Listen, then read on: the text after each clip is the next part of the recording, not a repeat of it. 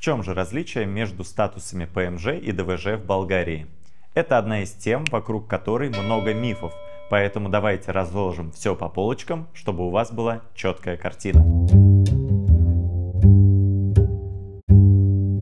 Начнем с определений. ПМЖ или постоянное пребывание. Это болгарский статус, который можно получить на разных основаниях.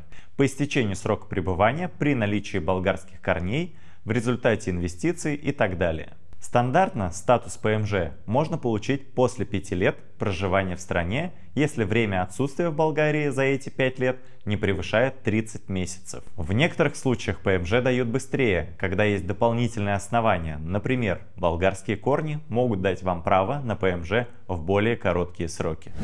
ДВЖ или долгосрочное пребывание, долгосрочное пребывание Европейского Союза. Это статус, регулируемый директивой ЕС. Статус ДВЖ можно получить только по срокам проживания. Он доступен тем, кто прожил в Болгарии 5 лет и отсутствовал в стране за эти годы не более 10 месяцев в совокупности. Есть и дополнительные условия. Одно отсутствие не должно превышать полгода. Один из распространенных мифов связан с продлением ПМЖ и ДВЖ. Многие считают, что ПМЖ не нужно продлевать, а ДВЖ требует продления. Это не совсем так. Сами статусы как ПМЖ, так и ДВЖ бессрочные и действуют до тех пор, пока не появятся основания для их прекращения. Но нужно учитывать, что пластиковую карту, подтверждающую статус, необходимо обновлять каждые 5 лет. При этом в случае с ПМЖ она не может быть длиннее, чем действие вашего заграничного паспорта, а в случае с ДВЖ такое возможно. Для тех, кто задумывается о получении ПМЖ или ДВЖ, важным аспектом является стоимость. Пошлина для ПМЖ составляет 1000 лев, а для ДВЖ 110 лев.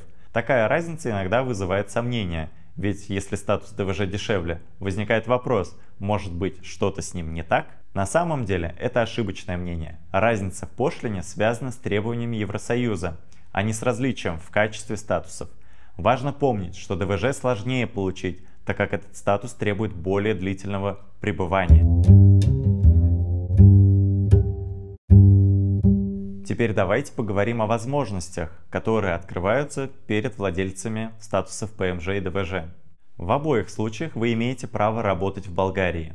Оба статуса также дают доступ к системе общего медицинского страхования, медицинского осигурявания, что значит, что вы сможете воспользоваться государственными медицинскими услугами как граждане страны. Более того, и ПМЖ, и ДВЖ позволяют через некоторое время претендовать на гражданство Болгарии, что является большим преимуществом для тех, кто хочет интегрироваться в жизнь страны и иметь полные права гражданства. Также оба статуса дают возможность свободно путешествовать по странам Шенгенской зоны, что особенно удобно для тех, кто часто передвигается по Европе. Этот аспект может быть значимым для бизнеса, туризма или просто посещения друзей и семьи за пределами Болгарии. Однако в сфере образования есть различия. Обладатели ПМЖ могут обучаться в вузах Болгарии на тех же условиях, что и граждане страны, то есть могут получать образование бесплатно или по льготным тарифам. Обладатели ДВЖ, как правило, должны оплачивать обучение по тарифам для иностранных студентов, что делает его более дорогим. В некоторых университетах могут быть исключения, но обычно с ДВЖ образование в Болгарии платное. Теперь о важном моменте – переезде в другие страны ЕС. Речь не про туризм, а про постоянное проживание. Статус ДВЖ Long Term Residence признается законодательствами других стран Евросоюза.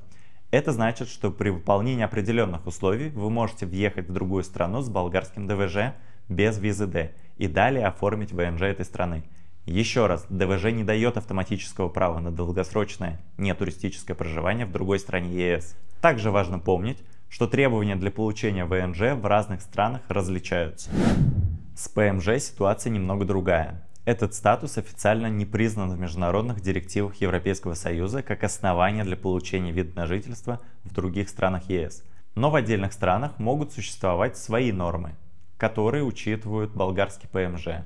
Так что если вы планируете переезд, всегда лучше проконсультироваться с юристом или миграционным специалистом в конкретной стране.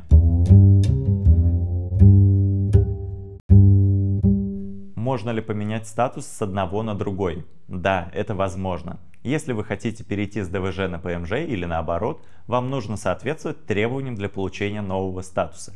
Ваш текущий статус при этом не играет роли. Главное, чтобы вы соответствовали необходимым условиям.